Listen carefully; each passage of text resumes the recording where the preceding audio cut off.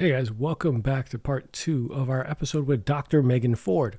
If you were here for part 1, you know how much fun it was finding out about the last year of her life, her transition into burlesque and embracing Miss Whitney Wolf, as well as life as a doctor, her upcoming nuptials, and just goofy overall great fun. We shared some great drinks from / distillery, some homemade cocktails, and a lot of laughs. So without further ado, let's jump right back into the episode.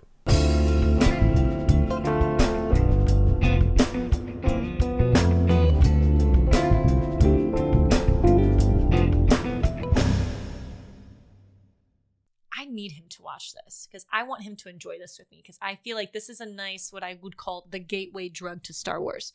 And I said, honey, I need you to watch this show, but we have to watch the first 9 movies before. So we did. And he was like, this is cool. Okay. Like, he didn't grow up watching sci-fi. He is the third child of 4. And he grew up in a home that wasn't like really heavy on like pop culture.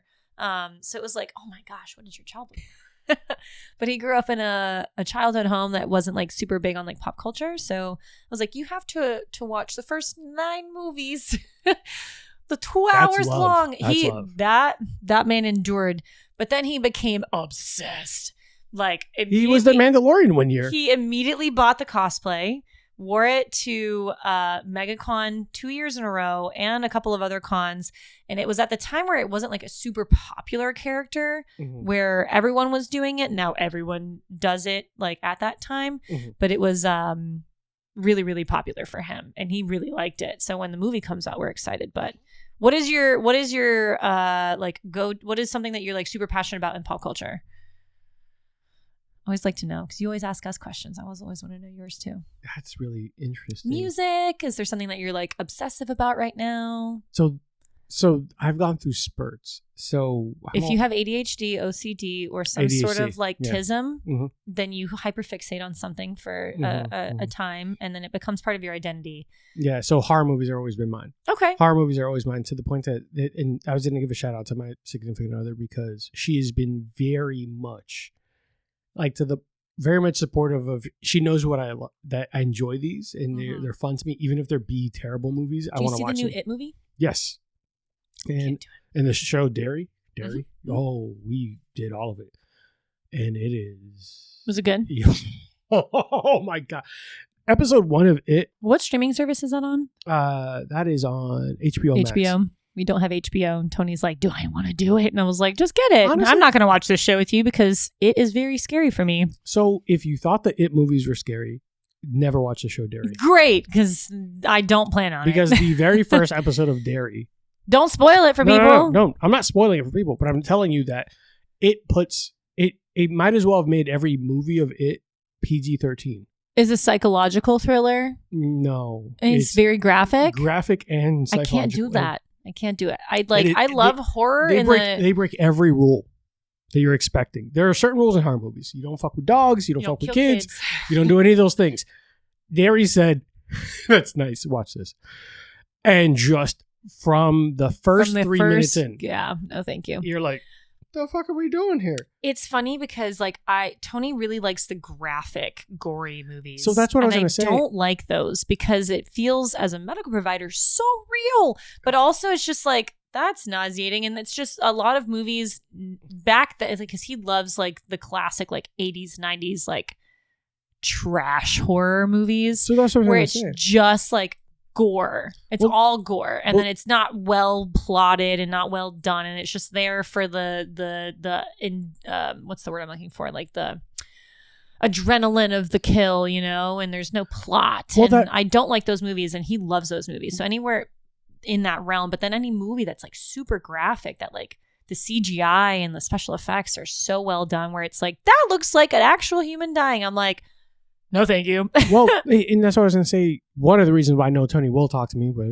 regardless if he says that or not, is because we'll talk horror. But 2 is that Rosanna understands now, like the kind of horror movies I like and what I'm into. And I don't like what I often refer to as torture porn.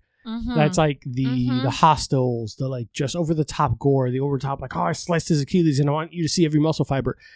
That's gory. That's a shock value. That's an interesting word that you used. Like, yeah, it's just shock value. Like you're just trying to like, look how real that looks. It's like, okay, that's cool, but that's not necessarily what I'm here for. Yeah. A lot what I like is the high tension, the almost like the things that fuck with me more are the ones that I've like, is like not aliens necessarily, but because we often talk about that sign. Paranormal movies really with me, bro. Like paranormal, because I feel like almost every other thing I could deal with. And a lot of them, like, especially like what do you think about like The Conjuring, for example, like that series is based off of a true story, and you're just like, that is so real. And the last one that like that I like enjoyed, that also like freaks me out because like Tony has a painting of that character in the house that I got him because he wanted it. You bought it and now you're upset about it. The Nun, like I think that they're... Well, that's a creepy ass picture to have in your house. Whoa, and the eyes glow in the dark, and it's literally like it's in his office. That if you're don't weird. Judge. I sit with in our guest bathroom sometimes, and I pee with the door open because sometimes I'm home by myself. Why would I close the door and lock it? But the painting stares right into the bathroom from his office. You know what? I never thought about that. Why would I? Tony? I close all the doors. Home Alone. Or us. I lock the doors. We'll close and lock the door. Yeah, if someone breaks in the middle of me pissing, I don't need them to have easy access. Anyways. Like, real talk. But I got him this painting. I want to say the character's name is Malik. Yeah. Yeah. I got him a painting of this because he really wanted it. And I was like, why? And he was like, I think it would be cool to have in the house. I said, put it in a place where I will never see it. And he goes, bet. Puts it in his office, but he put it on a wall that stares out the door and into the guest bathroom. So if I'm sitting on the toilet peeing with the door open, they're just hanging out watching. You have choices to make. You could have closed every door. I'm not going to close the door. It's silly. It's silly to then stare at it and be mad that it's there. I don't stare at them, but it's like that is one of the scariest movies for me because like it is But to your question, demonic possession and like religious stuff, and that comes with like your upbringing, but also like the fact that like storyline ish kind of came out of a true story, and then. But there's a lot of other stuff that comes on with the Conjuring series too. Mm-hmm. But Rosanna knows that fixation is like I like horror movies, and the only ones that freak me out are going to be the supernatural ones because I feel like I could deal with almost everything else, or I won't be in those situations. You're like, that man walks so slow with a stabbing knife. I could outrun him on a bad day. Okay, there are a bunch of things. One, why am I in the woods? I'm too dark. I'm not camping. I'm sorry. I'm not camping. I'm not going to end up at Texas Chainsaw Massacre because I'm not knocking on the door that looks like an old plantation. I know I wasn't welcomed in that building back in the day. Totally fair. I'm not going there. I'm not going there. Why would I go to the plantation? Hey, we should check it. No, Greg. Hard no. Thank you so much. You don't want to know what that conversation would look like? Not with me, because I would have flown to where we were going, not road trip through a back road in Texas. With a shitty, like... Why do we have a beater? Why do we rent a car, Greg? Yeah. Why do you have your old 82 Chevelle? What are we doing? Yeah. What are we doing? Like, I am this old. I am not doing this anymore. I'm this dark. I'm not doing that. I'm not doing that. Yeah. Camp Crystal Lake. Oh, there's a bunch of camp counselors that have died here. We're not camping here, Gregory. Why are we here? Gregory. Like it just, I feels like that's the guy who signed us up for this. That's the guy that signed you up. He was like, oh, my family has a cabin that we bought a long time ago. It's Good for you. Good for you. I'm going to go stay at the Holiday Inn that's well lit. Like, I'll meet you when I have to be there for my call time. Wherever we're going for whatever we're doing, I'll meet you there. Yeah. Why are we have a rental car? Why are 7 of us in a 2026 Nissan Altima? Thank you so much. We're checking the tire pressure, everything. I got 2 spares. Yeah. I got run flats. I'm not doing this. I'm flying if I can, but if I can't, no. And then yeah, that's true. There's a bunch of reasons that I'm like, okay, cool. Chucky's chasing me. I'm picking it up by a scruff. Like, what are we doing? Why are we not picking this thing up? And then he grabs you by the wrist and cuts your wrist. No, if you do this, what is he doing? If you point him away from you, slice your wrist. Fucking punt him. Kick him. Get on a plane. You know where Chucky can't go? On a plane. And even if he does, there are 18 of us. At least, there's how many people on a flight? Why can't we gang up? The Scream movies? Yeah, why? There's one dude with a knife. Maybe 2. I'm going to get a gun. Respectfully, Arthur, I'm going to just say this because I love you so much. What?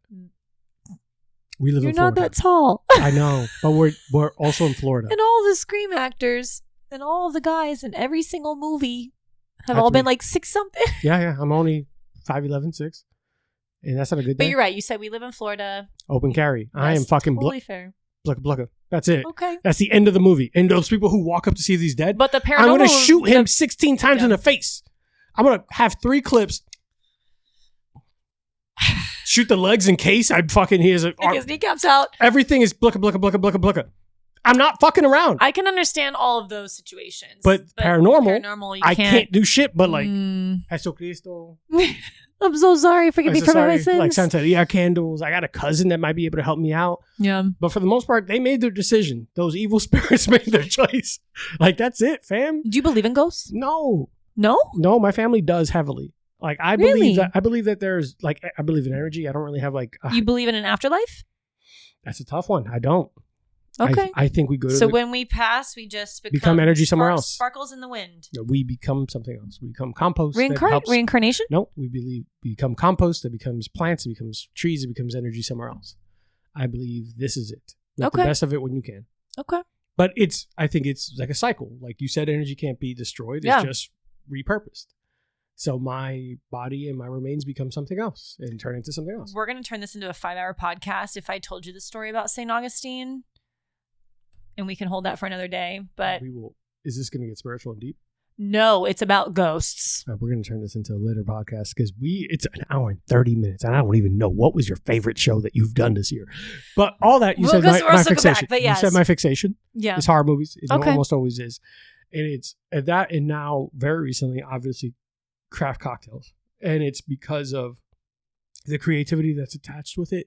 The unfortunate truth is with anything that you do creative, someone's done it before.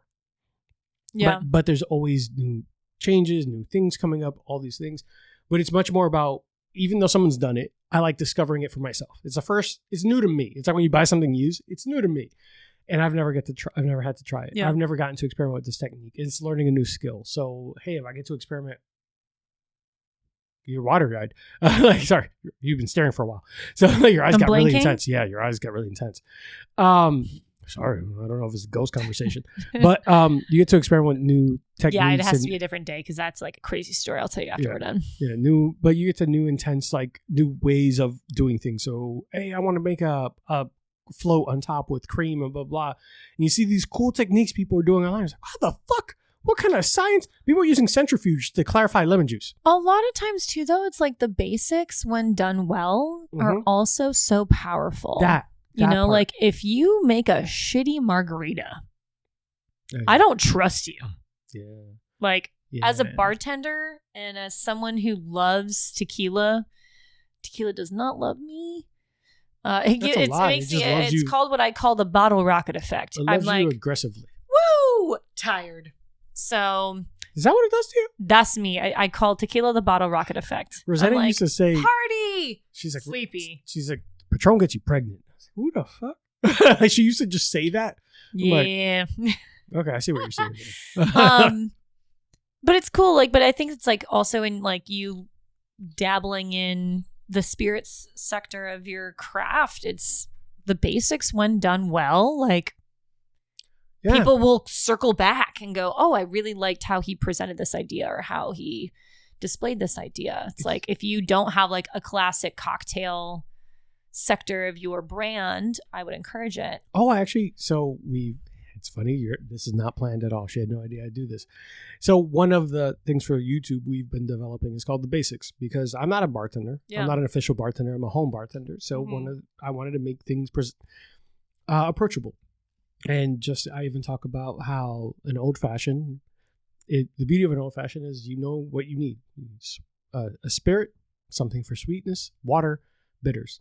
Now you can just experiment with all those ingredients. And you can say, I want this to be my sweetener. And I want this to be my spirit. And I want this to be my bitters. Yeah. It's like, have fun with it. But I want to teach people the basic. And then this is why riffs happen. I think, too, having some of the basics in there and like how to make it simple. Because you have so many unique simples in your fridge. Every time I've come, you've pulled something else out that I've not had before. There are 3 simples in there I want you to try before you go. Say less. The decomposed banana peel was the first. The decaying banana. But it was like every time I've come, you've had like a different simple. And it's tough because some people have no idea how to make a good simple syrup.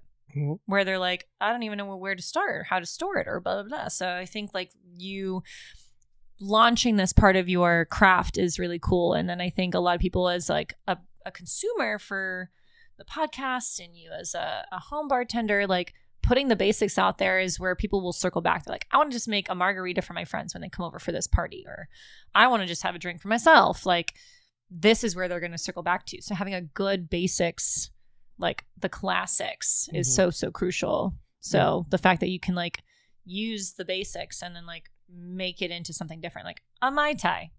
You can make a Mai Tai 500 different ways to Sunday. Like, so, or like whatever we've talked about. So like a signature cocktail or like a gimlet or a snackery. So, but it's like using like a dark rum instead of a light rum. It's like really cool to see like where your mind is going and your puzzle pieces kind of like linked together. So yeah, it's really neat. It's funny because Rosanna will watch me. There was a couple of times she'll watch me scrolling through photography stuff. I had my roommate. He's like, could you sit ever without your phone? I was like, it's not I'm not like doom scrolling. Yeah. And I'm like, look, I'm looking at lighting techniques. And then on another tab, I have cocktail ideas. Yeah. And he's like, what? I'm like, no, come look at this. I'm like, look, so I'm trying to.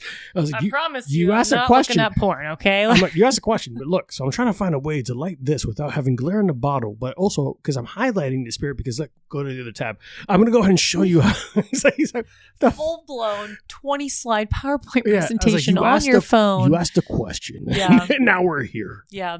You wanted to know that it wasn't just looking at big booty bitches. Totally fair. It's like this is.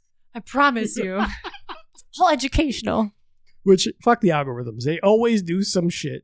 But you like one thing and it's now your entire For You page. I hate it. I remember that a friend. It wasn't even I liked it. It said my homeboy liked it. I'm scrolling is like yeah, it's a new part of the algorithm. Yeah. It's funny because I have 2 social media pages, one for my personal life and the business one. Yeah, no. And well, my business, my like dance page, and I'll show a friend my like current hyperfixation, and now that is my entire algorithm. And I was like, no, like I'm trying to make this, and this, and so I had the opposite thing. I made my business one, and the people who followed me were friends first, right? Mm-hmm. So a bunch of my homeboys apparently are watching big booty women on treadmills because that's what popped up on when I was searching, and I was like, why is this popping up? Mm-hmm. And I looked. And it says, Alric likes this. So hard did this. I'm like, this is my business page. I need nothing of this. It's like you literally have to go in and do some like damage control where you go on like every page. Like for me, for dance, I go on every dancer's page that I follow. I'll like the recent post. I'll comment something. I'll go on like try to like create your algorithm. Like recreate my algorithm. But I showed my friend one thing from this K-pop group that I'm like obsessed with because I was in a dance class for K-pop and I was like, this is a group that we should do. And I happen to have my like dance page open and now my entire algorithm I've had to revamp because it's now just like K-pop. And I was like, no, that's my personal life, but also a huge inspiration for my like dancer persona as well. Back to dance. Yeah. What was your favorite performance this year? Everyone was like, that was a weird fucking. Please hold. Hold, please. So Tony Hassel was one of. Well, we are back. So after picking up a little bit of a mess, not a crazy thing happened, but crazy enough. I'm gonna die. There's a lot of glass that broke. Luckily, nothing too crazy expensive that's hidden behind me. Say one. One. No, yours. So straight up and down, Rosanna has been doing a fantastic job. She's trying to like be super supportive and support my life and my lifestyle of having an abundance of spirits, which apparently I've been told I need a liquor inventory system. You only have one camera, so we'll go this way. So today, as we close out, we're going to close out with Bad Santa Rye from / Distillery of Winter Park, Florida. Tim and Mike of / Distillery make this rye finished in spiced rum barrel from Lugo's Craft Distillery in Lakeland, Florida. That partnership has been going on for so long. And then I didn't realize one of my funniest moments is when I realized that I interviewed Christian Lugo from Lugo's Craft in Lakeland, Florida. Family owned and operated the official rum of the Jacksonville Jaguars. And now you can find it in your local Publix in Jacksonville, Florida. Is it in Publix? Yeah, they're making it. Not that bottle, the spiced rum that it's aged in. So Bad Santa Rye is that collaborative effort where they took their rye blend from multiple sources. One of the things that they believe in is being very transparent about where they get their spirits, and they put that on everything. Everything they do is very transparent, and they know exactly where you get it. Distilled in Pennsylvania, Into the mic. Kentucky, and Florida. Into the mic, say it again. Distilled in Kentucky, Pennsylvania, and Florida. Distilled in Pennsylvania, New York, Kentucky, and Florida. Yeah, and then finished in that rye, that spiced rum barrel from Lugo's Craft. The logo is pretty neat. Yeah, so Artwork by Leviathan Artworks. Leviathan Artworks is a local artist, and they do all of their labels. And honestly, I want to kind of mess with them soon, just for some fun stuff. But the stuff is one of my favorite things I look forward to. So it's the holidays, and I want to share this with a friend. This is the first time I'm trying this year's run. So cheers, Ms. Ford. Salud. Oh, that's got that. That's me. Ooh. I gotta go, guys. I'm gonna get really drunk. All right. Spicy. Why is it spicy? So spicy. It's actually, I like it. I like delicious. Good, It hurts your soul a little bit. You can't tell me it's good. This is on the front of that bottle for a reason. It's a little hot. But It's very spicy. It's 54 ABV. Is it 50? I think so. Holy shit, it's 54. These motherfuckers out here that's trying to kill people. I hate to do a chaser after that, but damn. In the heart of winter, painful. Frosty haze. Painful for a little bitch like me. Amidst the holidays' enchanting phase. Oh, there's a rhyme. Yeah, There's it's a whole poem on the back. I read the whole thing while you were chatting about where it's all from. Should we do this? Yeah, do you want to read half and half? Half and half. I'll do the first half. Okay. Do you want to voice the character or just go in? Just go. Whatever feels good for you. In the heart of winter's frosty haze, amidst the holidays' enchanting phase, there's a legends bold with a robust twist of Bad Santa Rye and whiskey's warms. I can't do it, but you're making that face. Can we start over? We're going to start over because you fucked this up. I have my mouth covered because I'm just going to be like, ha ha ha. In the heart of winter's frosty haze, amidst the holidays' enchanting phase, there's a legend bold with a rowdy twist of Bad Santa Rye and whiskey's Start over, kiss. run it back. Run it back. You do the second one. It's tough because we've been drinking. It's the second paragraph. I didn't know you said half and half. Go back and forth, back and forth. With boots that stomp like seasoned oak and coat as black as chimney smoke, Bad Santa finds a tavern's cozy nook where whiskey waits a tempting hook. Ooh. One of us is English's first language. The one in Spanish. No. He raises a glass with a mischievous grin as holiday spice rolls down his chin. The rye's sweet burn, a fiery embrace, transforms his scowl into a smirking face. Last. Wow, my throat is on fire. Pause.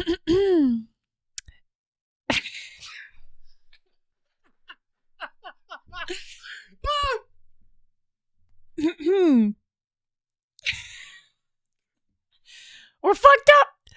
One shot, one sip. What was that? Not the gumdrop buttons. Not the gumdrop buttons. Oh. Eat me. Okay. I'm gonna get through this. Okay. I promise you we're adults.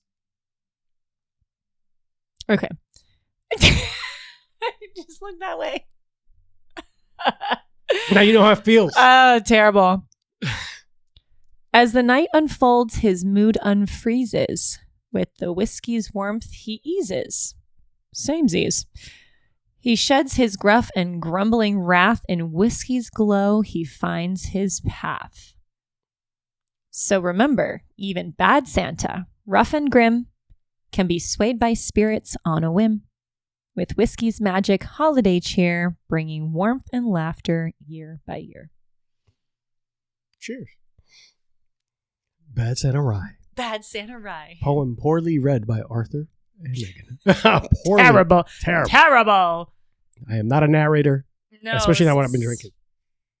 Sober me. That's intense. Is a lot better. Okay. Circling back to keep us on check. So what was your favorite performance of the year? And also Aurora says, Ha ha ha. Yes, Whitney's my hockey romance girly, by the way. Hi, Mom. Go on. What was your favorite performance? I'm going to say hi, Mom, here. Favorite performance, I have two.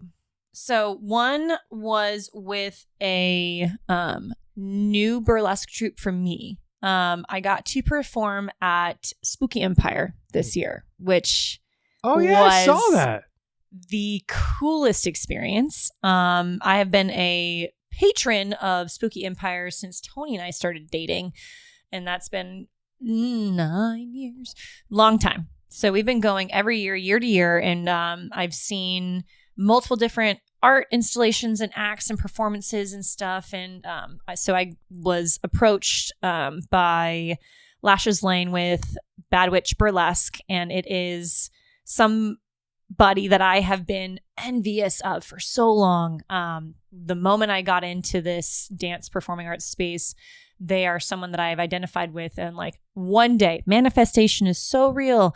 I'm going to perform with them. I'm going to do it because they are a horror, spooky, Halloween themed troupe while also doing burlesque. And I said, hello, you were made for me. And fast forward, they were looking to cast an extra person. I was approached for this one rather than me pitching for it. So, and it was so fun. I did Art the Clown, which was my first time doing a very specific makeup look that I had never done before, curating an original art piece for myself and for the show.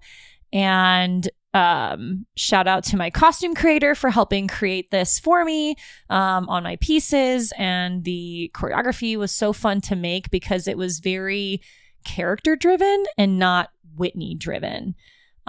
It's interesting to dive into more of like what we call like cosplay burlesque or cosplay art, because you want to embody them, but all still being like authentically you. So there was parts in my act that was very much me, while also being a little bit more unhinged, like Art the Clown, which is interestingly enough, I don't love those movies because they are so graphic and gory.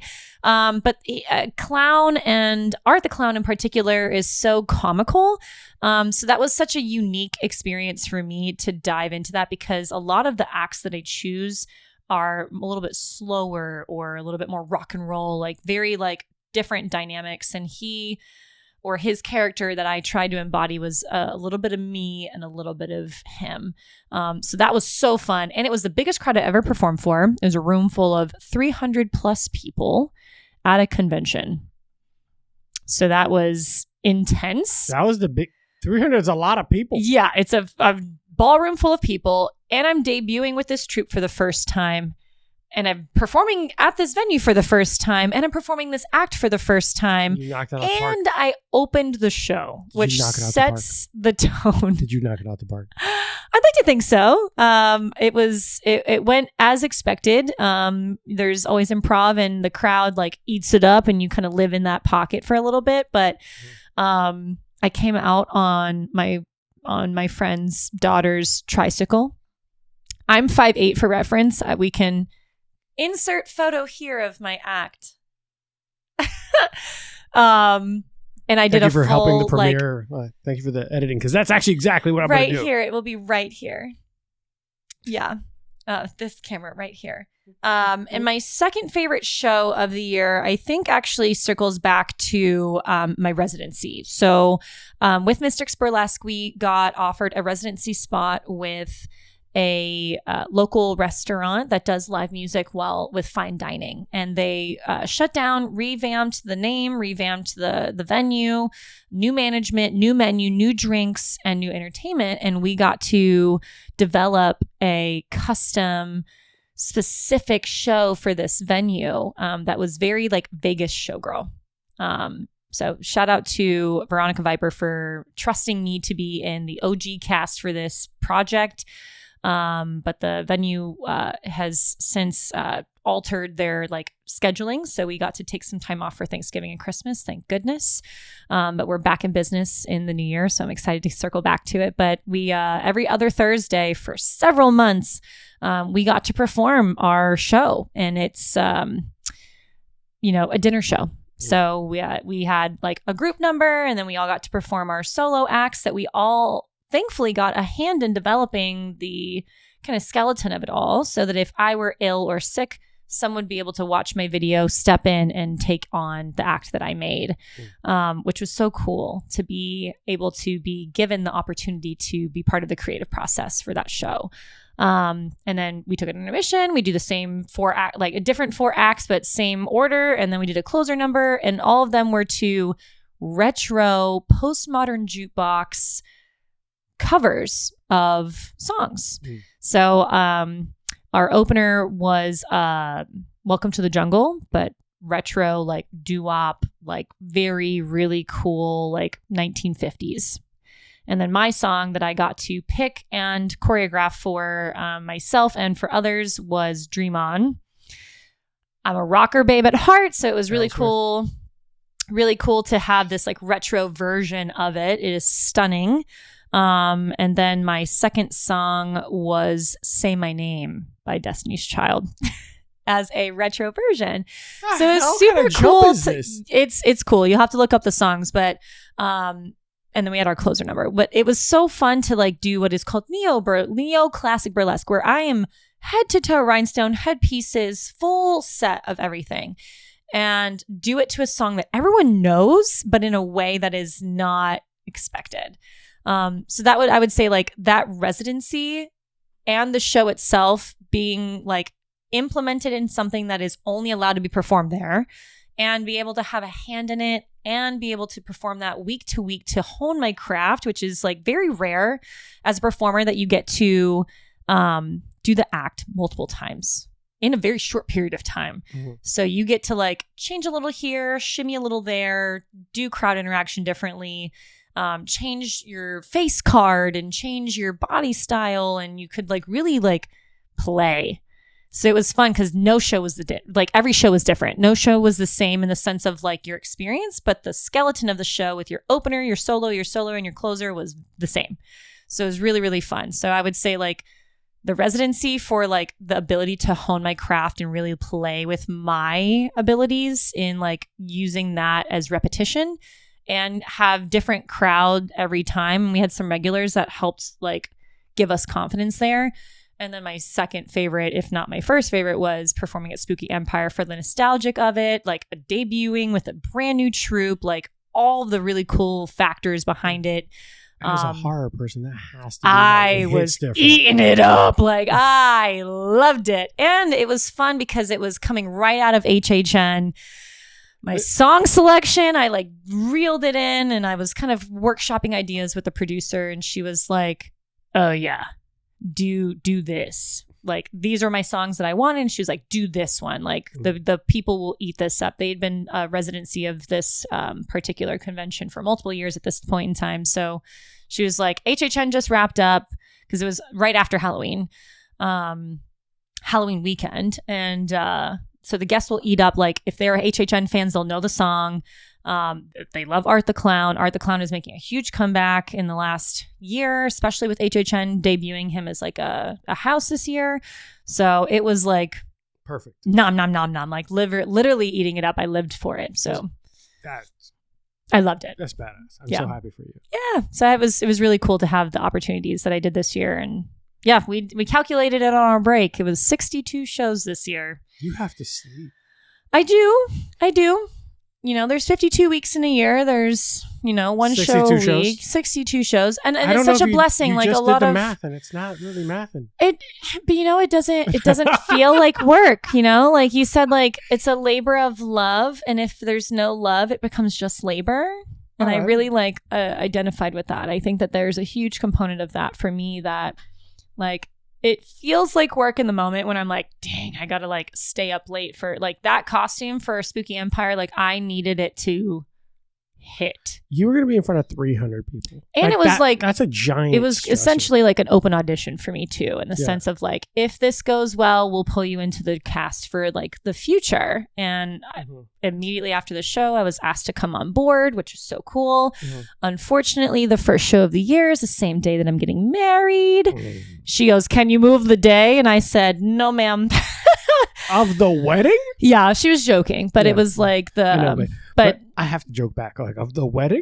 Maybe? yeah. I was like, let me call him real quick and ask. But it was a really fun opportunity for me to have given 62 opportunities to perform in the first year of me performing. That's what's insane to me. Is like, crazy. You and Moody we have grown so much over the last it's been 1 year and look, I'm not 16 months. I'm not trying to take credit for it. Really though, you're like, so I talked about your journey. We were there at the beginning. She's had a lot of change too in her life in a really good way. She had her episode. Today's about you. I love Moody. I know. I will talk up my friends all day long. All day. And that's why we love you. Yes. But obviously we love Moody. Watch the podcast. It's so good. The videos are hilarious. Fucking adorable. I love her. Love Moody. She's marrying us. Yes. I can't wait. I heard. I can't wait. It's insane. Am I even invited to this wedding? Probably not. I don't even know. Probably not. It's fine. Don't invite me. Where is it? I'm not trying to tell the people. No, I'll text you. I'm tired. I'll text you the details. Tired. I'm tired. Don't invite me anywhere. Please don't invite me anywhere. I've been I'm just trying to stay home and live my life and sleep in with my 2 dogs and my wife. I've been in 12 weddings for 5 years. Don't invite me anywhere. Listen, so many people just need to stop. All right. I don't remember the rest of the questions. As we close out, what is a lesson that you would like to, after this year of obviously Bourbon and BS inspired you to be great? We know that. Aside of telling people to come on the show, to find your show spearheaded my journey. It really did, though. It really did, because it was just before I started. Is it because of the connection we have with Aurora? I don't think so. I think it was a nice coincidence, but I think because different paths, different journeys. The fact that that's sugar mama and that ended up being mama for me. And we saw each other at their show. It was one of those things that I think your show really solidified. This is what's happening. This is what I'm doing. This is where we're going. This is what's going to go forward. So it was really cool to be able to reflect back over the last 16 months of then to now. When I sent you hey, are you ready for the 1 year review? I was so excited. I was yeah, because there has been so much growth and there has been so much lessons learned. And I think the biggest takeaway from me, and I tell this to myself all the time, is what's meant for me is meant for me when it is meant for me. That is my lesson for the year, because I've gotten a lot in the several shows that I've gotten, but I've gotten a lot of closed doors. And I've also been provided a lot of open doors and a lot of open windows of TBD, be patient. Yeah. You need some time, yeah. Which is great feedback for a new performer. On the flip side, from just the performing arts space, but also in my medical side, a lot of really cool continuing education courses, promotions, growing the business, so much has happened. And then over the last 16 months, just wedding planning, and it's finally coming to fruition. And I think this last year was truly a year of self-development and growth and really solidifying some roots in different aspects of my life. So yeah, the lesson that I would say is what's meant for me is meant for me when it is meant for me. I love that. In everything that I've done. Yeah. I love that. I think it's really fun. Part of the reason why I did this whole year in reflection series, because there are some episodes that hit different with people. And then as a human being, I'm seeing my friends follow those paths and doing those things. Thrive. Yeah, man. Yeah. I will be the fucking person just to oh, that's my baby. I love her. I know her. Yeah. You just fucking tasseled out and you're just what? It's I'm here to support you. Take my dollar. Take my dollars. Take my dollars. It's also in the sense too of growth and personal self-love too. Yeah. I think self-value from a business perspective, body dysmorphia and self-love of loving yourself in your skin, being someone's shot of whiskey and versus someone's cup of tea. That is something that I take with me. That is my mantra. I am not for everyone. I will be someone's shot of whiskey and someone's cup of tea, but I don't always have to be the same. And then in my relationship with Tony too, I think that's been a huge piece of loving myself in my own body. And he's done a great job of meeting me on that journey too. So kind of the I will be where I'm meant to be, but also like loving myself in my own skin, which I think dance has really provided in every aspect. Like it's not all burlesque, it's cabaret and go-go and taking classes and exploring different styles of dance and how your body moves. And it's a lot like that with fitness too. Fitness is a little bit of a dance, you know, and kind of seeing what your body's capable of. We skated by that, and that was going to be one of the conversations I want to have. Yeah. We are running 5 minutes. 5 minutes. You got 3 minutes. 3 minutes. 3 minutes of playtime because we have Go. 2 minutes of outros. I saw that there was a point, because we talked about injuries earlier, but throughout this year, I saw you go back into the gym. Because back in the day, when I knew you, every other reel, every other thing from Meg Ford was a video or picture of you working out. Yeah. Then that disappeared because you became a full-time doctor, full-time student, like focusing on that. Yeah. And not that it's a negative. But your identity kind of shifted and you became focused on what you were trying to do at the time. And I saw it kind of be reinvigorated, and I felt, and apparently I was correct, that it went in line with the performing. You became a better performer because you were also focused on, I need to become a better athlete. Yeah. And physically, I'm out there doing these moves, and I want to look graceful, and I want to look like the part. So true. And like I want to do these things. So true. And this is, I might run around acting silly, but I pay attention, and I think that those things go hand in hand.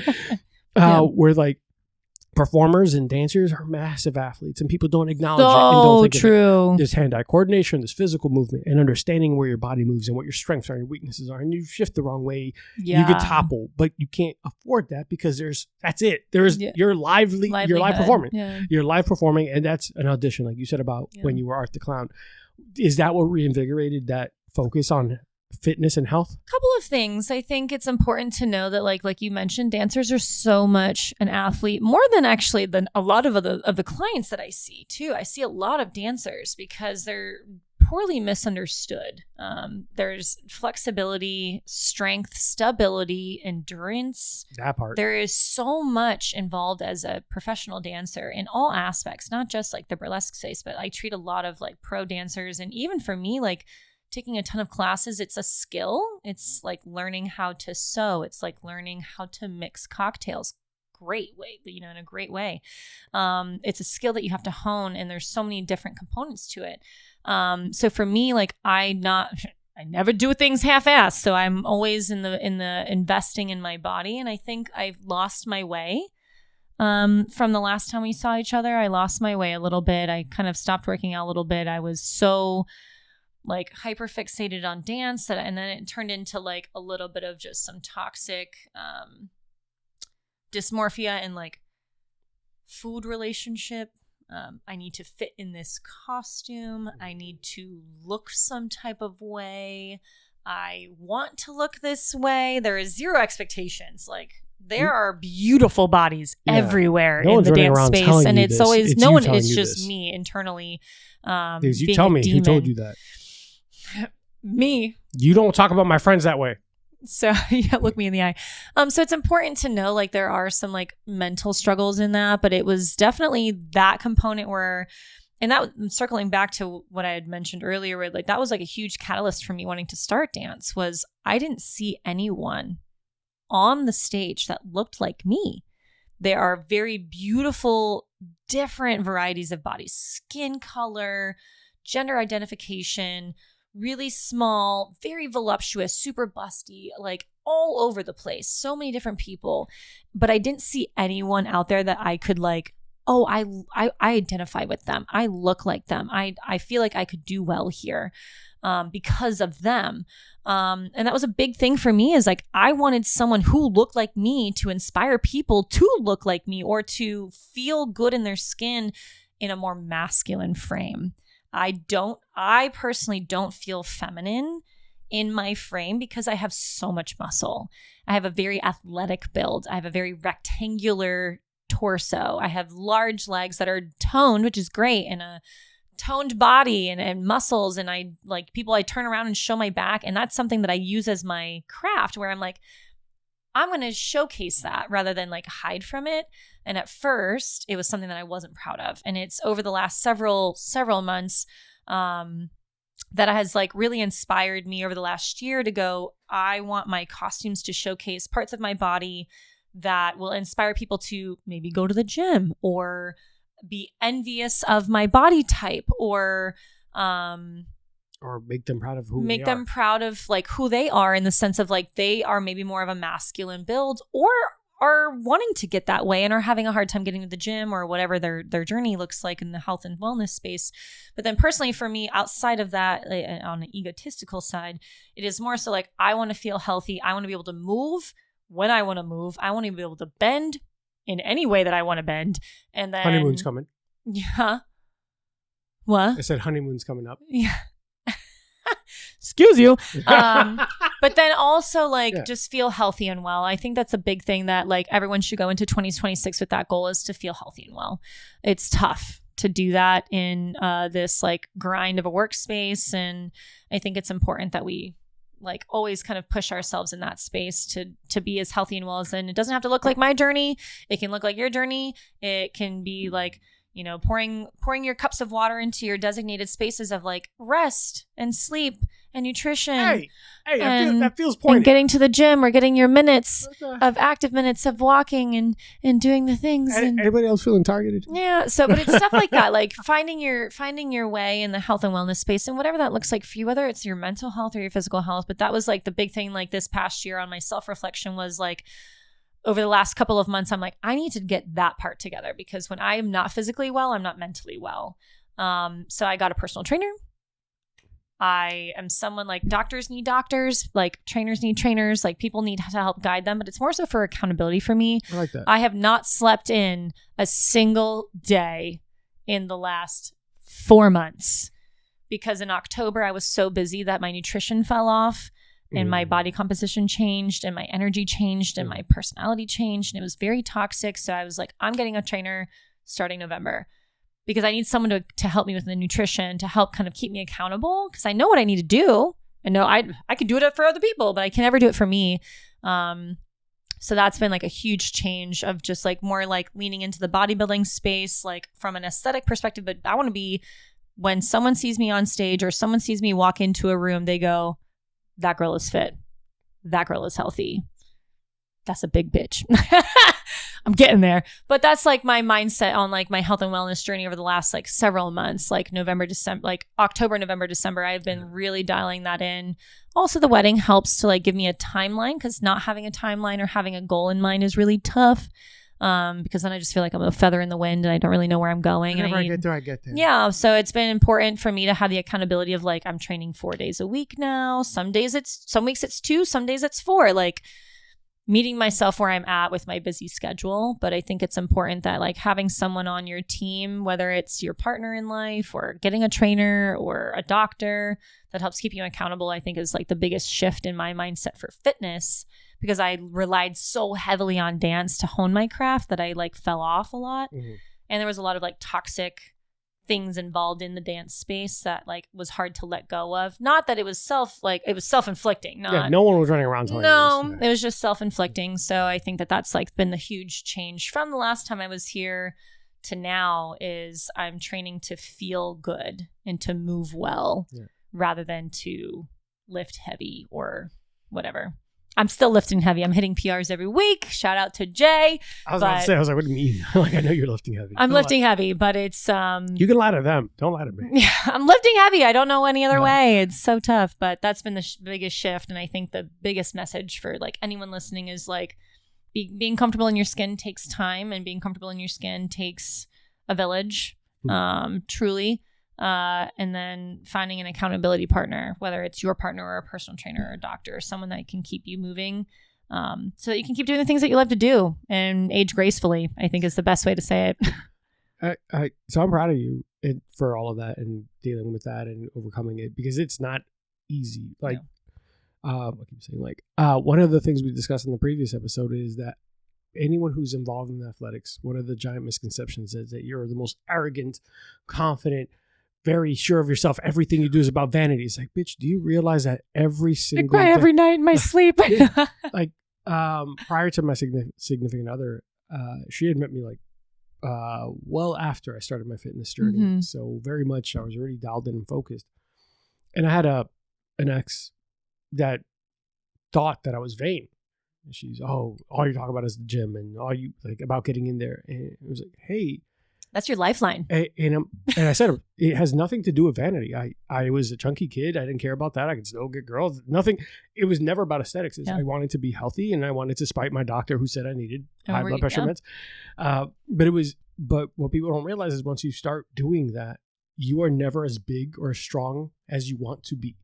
You used to be. And you're never. That's been a humbling experience. Yeah. And every day you are working, your biggest adversary is you and your expectation of you and your perception of you. And you can't help but compare yourself to the athlete next to you. And you can't help but project, this person's so much younger than me. They started younger than me. Like there's a mental game there that people don't always acknowledge. The hardest part of being an athlete is not the physical toll. 95% of the time, your body can go further than your mind is letting it go. Yeah. Your body is playing checkers and your mind is playing chess. Yes, and you need to and it's your mind against itself. Yeah. Half the time it's you just fighting yourself. And the mental game is not something that people talk about enough. It's like, why is that person not in the gym? The person's battling depression. Best they can do is get out of bed that day. Yeah. And I think, like I said, it's one of those things, meet yourself where you're at, but don't wallow too long in it. And then if you're unsure of where to go, find your village. But and you mentioned the accountability partner. Yeah. And I think that's a big thing. So big, because I would not show up. Like I said, I haven't slept. And that's different for everyone else. I'm someone who I have not slept in the last 3 months because on my days off from the gym, I'm getting up and getting my steps in and starting my day with fresh air. On Saturdays and Sundays, I am up before I would like to be. On some nights, I'm making irresponsible choices for social gain, where I have to be where I have to be up in the next 7 hours. So it's one of those things where I'm okay with making those choices because I'm gonna get it done. I'm gonna get her done. But it's one of those things where if I didn't have that accountability, I would sleep in until 2:00, and then I'm not going to the gym on a Sunday, and I'm not going to go to the gym before I go to work, or I'm not going to eat well because who gives a shit? It's having someone in my corner that their expectations of me, I'm trying to meet. So, and this is where I was saying accountability. Personal expectations, I am content with just walling away, but I'm also I want to super cute in my dress. Oh my God. So, but I also want to feel good. And when I don't go to the gym, I'm then you just this vicious hamster wheel that has spikes on it. You get to the gym, you're I'm weaker than I was. And the reason why you're weak is because you weren't at the gym for the last 5 days. And you didn't go to sleep and you didn't fucking do the things you're supposed to. And it's not always the gym. It's those, what I call in my business is those lifestyle factors. Am I doom scrolling or watching K-pop drama or K-dramas until 4 a.m.? Am I eating an a-hole on the weekends, or am I not eating enough to support life, am brain I not function? eating enough during the weekend, and the weekends I eat a fucking Neanderthal who's never seen any food ever? Stress management. Am I so stressed that I'm not sleeping, that my cortisol levels and my medical side of my life, what we call biomarkers, are so high, which feeds back into your sleep and your performance in the gym and your nutrition and your appetite and all this stuff. Scrolling and all that, looking for those endorphins that you were getting before. Dissociation, and then hydration status, are you getting enough water? And so there's so many lifestyle factors that it doesn't have to be the gym. Physical exercise is so good for you. Get outside, get some fresh air, touch your feet on the grass every once in a while. But those lifestyle factors are so critical for feeling what I have it on my whiteboard, steps to feeling well. And it's nutrition, sleep, hydration, stress management, and then physical is last. Because you could feel good about yourself if your first 4 are dialed in. I've joked about that, and there's other factors. Obviously, we can talk about this all day. Yeah. But there are 2 things that I would just want to touch on, because my accountability partner is rarely ever me. Right? And it's never about me wanting to feel good. You. It's never me about feeling good about me. It's never about 95% of the time. I don't care about how I look. Every once in a while I was I really like that shirt and now I'm too fat. Every once in a while I was I liked how it looked in that when I was a lot stronger. Damn. Let's just put that in the closet so that I have somewhere to go. I used to look so goddamn good in that shirt. God damn it. Now I look like I shop at Baby Gap. Now this looks like it's my little cousin's shirt. It's bullshit. And I'm mad at me. No, but I found that my village helped me because I didn't want to let someone else down. Because, hey, Megan and I signed up for competition. Well, fuck me. I can't disappoint her. You can't do double unless you're dead to me. Yeah, I can't. I don't care about fucking up for me, but I care about making her look bad. Yeah. And I'm like, I'm not going to be the reason she fails. Yep. And now I'm suddenly so dialed in, it's ridiculous, which is silly because I should care about me. But whatever gets us there. Whatever gets you there. I think it's super important that you have that person in your life that because it's exhausting. It's so fucking tiring. Being your own cheerleader. Woo! And then second thing, go ahead. I think it's so funny to talk about because we joked about the village and needing all that and needing people around you to just, hey, we're all working towards the same goal. For everyone out there, it's like, oh, there's just meatheads, blah, blah. Understand that it's very difficult to exist in a lifestyle without common threads, without having someone that I could say, hey, I can't have that because if I say, hey, I'm not drinking, it's associated with, oh, are you okay? You're an alcoholic? Are you recovering? Blah, blah. No, bitch, I have a competition in 3 weeks. It's like, oh, fucking fitness people. I can't deal with you. It's like, then I have to explain things. So the reason why it seems like we're cultish is because I don't have to explain it. Yeah. Every 5 minutes to someone outside. Mm-hmm. So I just find it so funny that because until you say it out loud, the reason why I hang out with the same people doing the same thing is I don't have to have a 5-minute introduction of why I can't do the things you're doing and why I have Tupperware with white rice. Yeah. I think it's funny because for me, it's my crutch is I'm sweating for the wedding because I don't want to go into I want to walk into a room and someone say, damn, that's a bitch. Yeah. And that sounds arrogant to the people who don't know better. Because for me, 100%. Yeah. And I think, and it's hard because there's always social circles especially with alcohol or nutrition. It's like, hello, I'll eat Chick-fil-A today and then that's my only meal today. And then when you do break that good habit, people are like, oh, I thought you were getting... Bitch. It's like, I'm just doing my best. And it's like all in moderation, 80-20, meet yourself where you're at, but don't sit too long. So it's important to have an accountability partner for me. And not everyone needs it. Some people have that mental grit and mental resiliency. Bro, I work 2 jobs. Bro, shouts to everyone who is so focused on their damn self. You're a real one. I need you to fucking give me a blood transplant. Bottle it up. I don't extra. have it in me. I don't have it in that me. Bitch on me. It's like but then if you've been in the fitness industry for so long, right?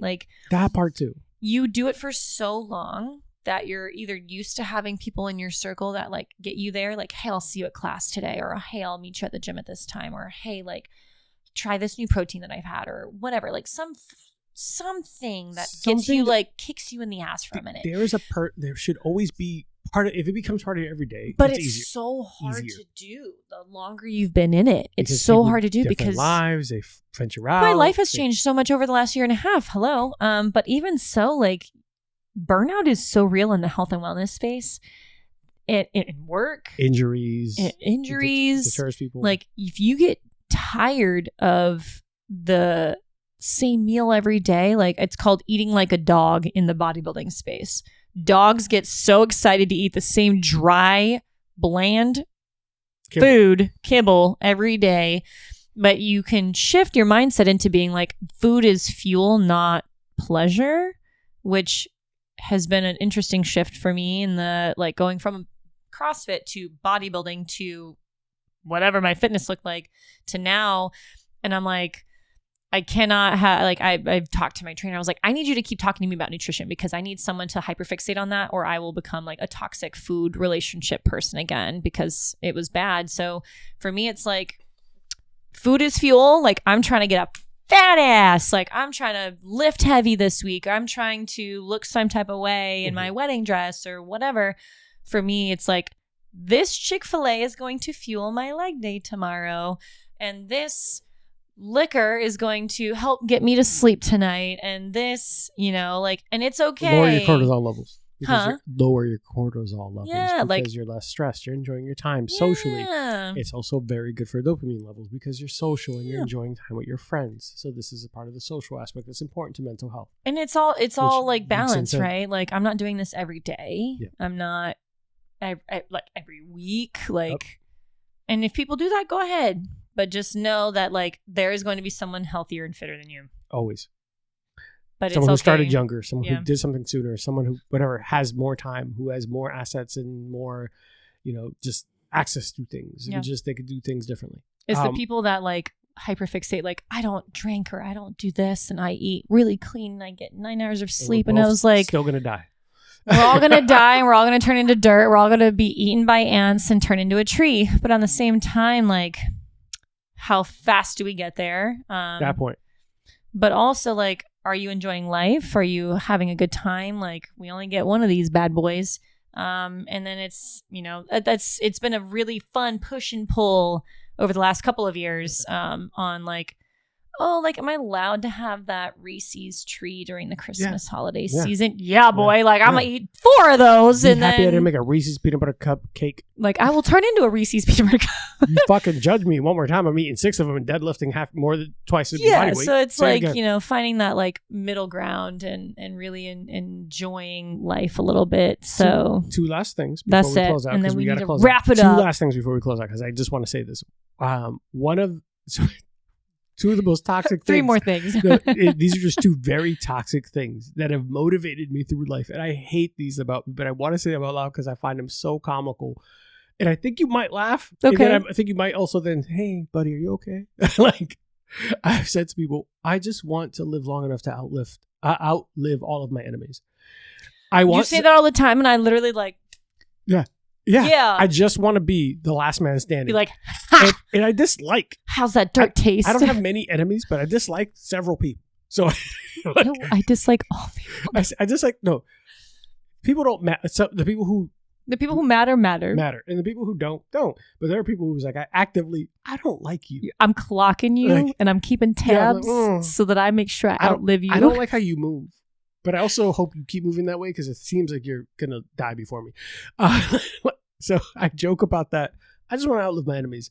And a long time ago, when I was stacked in really good shape, a buddy of mine said, hey, man, like I'm trying to get, we're working out all the time. And shout out to my friend, Jesse. He said, hey, I'm having really trouble finding motivation. I'm exhausted. I'm eating under my caloric deficit. I'm maintaining that. I'm counting everything. Burnout, bro. And he says, what keeps you going? I said, Jesse, it's not healthy. You sure you want to know? He's like, what? He's like, no, like, I want to look good naked. He's like, what keeps you going? He's like, I'm pissed off at myself every time I'm not where I want to be. Mm-hmm. So I'm mad at me. So I'm literally punishing me for not doing what I want to be, not being where I want to be. Yeah. It's like, fuck you. Why did you eat that yesterday? Now we're running 2 miles. So I'm pissed off at myself, and it's not healthy. It's not healthy. And I said, it's not healthy.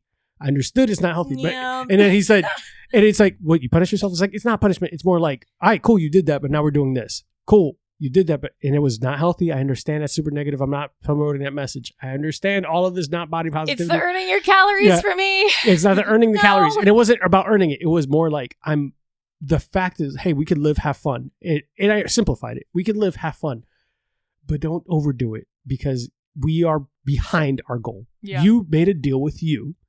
There is no, you made a deal with you. There is no compromising the deal. The deal was made. Guess what? You said this is your goal. You fucked. You took a step back. We got to get right.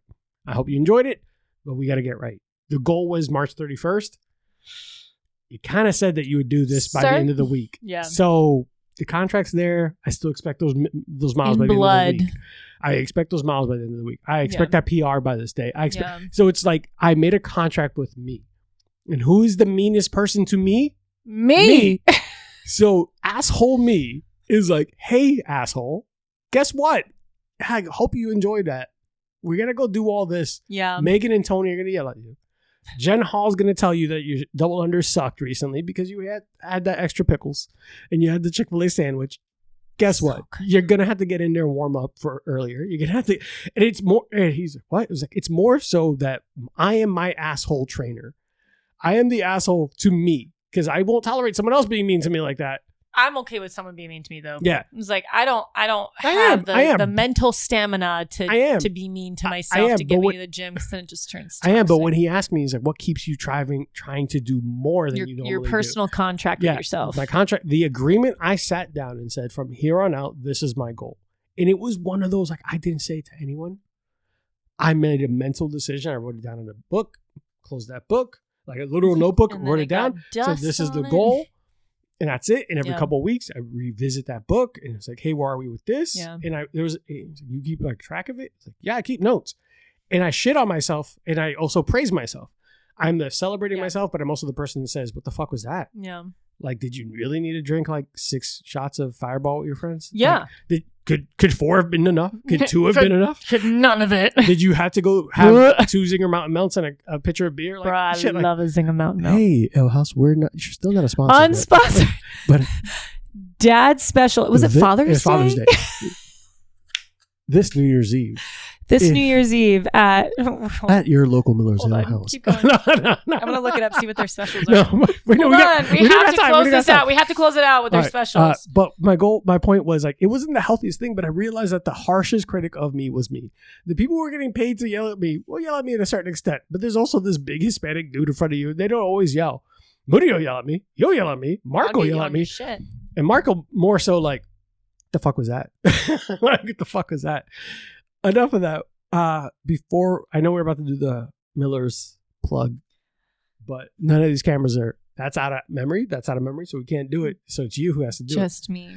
But where can everyone find you, support you? What shows you got coming up? Oh my gosh. Okay. My personal page and my business. DM me for those details so that I can keep this personal stuff private. Mm-hmm. My performer page is at Miss Whitney Wolf with an E at the end on Instagram. Upcoming shows, golly, I have 3. I said I'm not performing in January. I'm getting married at the beginning of February, and then my body and my mind, and then the people, and we're like, remember that thing that you said that you would do when this circled back? It's time, and I'm like, okay, I'll do it. So I have a show at Hourglass Brewery on January 8th. Which one? It's called Clairvoyant Cabaret for their D&D show. But which Hourglass? Conway or Longwood? Conway. Okay. Off of Curry Ford in Conway. Yeah, cool. Yeah. There's 2 locations. That's I know, I forgot. So I have their Dungeons and Dragons show, which is an improv show. We get to roll dice for it's so cool. We get to roll dice for our props and roll dice for our music. It's insane. So it is very chaotic, neutral experience. And then the next day on Friday the 9th, I'm making my debut with Cosmic Chaos Cabaret with Lucy LeClaire and Vanity Alora, which are doing, they're the producers for Cosmic Chaos Cabaret, which is at the Falcon in downtown, which is, that Friday. And then the following 2 weeks after that, what are we doing? We're doing a charity show for Miss Foxy. She is in desperate need for a new hip. She's getting some medical provider. I'm her medical provider, and I have been trying to treat it, and it is not going as expected. So we are going to be rallying together in the community to help provide some financial assistance for her to get a medical procedure for her hips. So send a QR code. Right? I will. So we are doing a show that is inspired by all the eras of Miss Foxy, and I was asked to do her Lil Miss Nasty era, which if you don't know who they are, they're still performing. They're phenomenal, but it is a like rock and roll, like grunge. I'm so frustrated that I didn't get this QR code in advance. God damn it. I will give it to you. But those are the 3 shows for the month. And then I'm taking some time off to get married. To be married. To be wed. To be wed. And then my last little plug is my Big Fire show in downtown Orlando. We are part of Immerse Fest with Fahrenheit Foxes. We are the fire troupe of the performing arts space for that immersive fest, which is the heart of downtown Orlando. That's 2 days. I think maybe 3. We're only performing 2, but it is downtown. We're literally performing on the streets, and we're just like playing with fire and getting to do that whole space inspired Star Wars show. So remind me send me the dates to make sure I'm in town, because February 20th through the 21st. Okay, but I will send them to you so you can post them if you'd like. But those are the biggest ones. If you guys are looking to experience and be part of the Wolf Pack, that is the time to come. Practice your howls. Practice your howls, because that is what fuels my fire, lights me up. So, Good. but yeah, and outside of that, if you wanted to sponsor my honeymoon fund, that'd be cool. And buy me rhinestones. I'm down with the get downs. I'll just hand you a bag of rhinestones at your wedding day. Say less. Come to me. What color did you need? I need all the colors and sizes. Thank you so much. Here are 555 burgundy rhinestones. Burgundy, What? yes. Burgundy. I would use them. So, but that is my selfish plug on all the upcoming things, where to follow me. I'm also teaching. I teach 1 to 2 to 3 times a month at Exchange Dance Academy, and I teach beginner heels and burlesque. So we learn choreography, and it's very simple and basic and beginner friendly on both of those classes. So just follow me on Instagram and you'll be able to find all of those details. But that is another passion of mine that has been allotted to me in this last year, is being able to teach. So I'm so proud of you. I'm so happy. okay, I think I got them all. It's funny is, like, as gym buddies, I think, like, more times than not, you yelled at me and I'm always like, I'm rooting for you. like, stop being a lazy sack of shit. And you're like, you're doing so great, sweetie. Yeah, it's like a proud big brother. It's like, I'm so proud of you. Yes, thank you. And you're just like, gee, I know you do better double unders. I'm like, I know I do. But, you You're doing so good. You're doing so good. You have a glow to you today. I'm so grateful that you asked me back, and being able to like recollect on. Did you not expect me to ask you back? I don't know. Like, I don't know how What's this wrong with you? works. And then also, like, What's wrong with you? I mean, the last time we were here, we were for 4 hours, and We were here for 3, maybe 4. No, we just 4.5 now. Yeah, but we recorded for 2.5. Half of it was like cleaning. Yeah. Uh, but I'm so grateful that you asked me back, and it's been fun to like recollect on everything that this last 1.5 years has looked like, and kind of preparation for today. And then at the same time, like, this could turn into 24 hours if we wanted to, because you and I could just like shoot the shit for forever. We gotta go. Listen. So this is our cue to end scene. The whole dusty trail. A beat bop out of here. Yeah. Hi guys, if you like everything we are doing, obviously we're going to be supporting Miss Whitney Wolf. And now apparently Foxy and her hip, which is concerning. I did not know this was wrong. But you can follow us, Last Call with Arthur, on Instagram and all socials. And if you want to get involved with our cocktail making and everything like that, you have some ideas, you have some spirits I should try, shoot me a message. I 100% will experiment. As Miss Whitney Wolf has already seen, I have an abundance of spirits in my house, and just running out of room. But I will try these things. If you have a cocktail idea or you have a recipe that you want to feature in the show, let me know. Happily will do so. If you want to learn more about the basics, follow our YouTube for the basics, for craft cocktails, and for the Basic Cocktail Spirit School, where you learn about specific things like what makes gin, what makes whiskey, what makes Armagnac. We recently had Ode Armagnac, which is one of the oldest spirits in the world, and is curated from Greece and France and grapes and all this stuff. It's a fantastic story. We had Dan Hacker on. He is the owner and founder, him and his wife, Robin Hacker, of Ode Armagnac. And it was a great episode. A lot of people were interested in the spirit. It was really interesting. But, as that's not everyone's cup of tea, the nerdiness, you can still tune in for the unfiltered, uncut episodes of our show and our Patreon for a whole brand total of $0. Just got to sign up and subscribe, like, follow.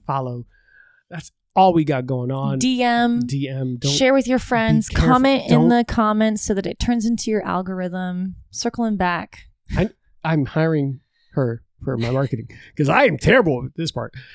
But thanks, guys. Comment your favorite part of the show today. Comment your health and fitness goals for 2026. And your favorite spirit. Which of these would you have picked today? We sampled 2 different liquors, spirits, and two drinks of the day. So we're very sauced now. So go ahead and let me know which part of the show your favorite part was and which drink you would have preferred to try. Apparently, I need to let someone else do my closings. I like yours. I got you. It's better.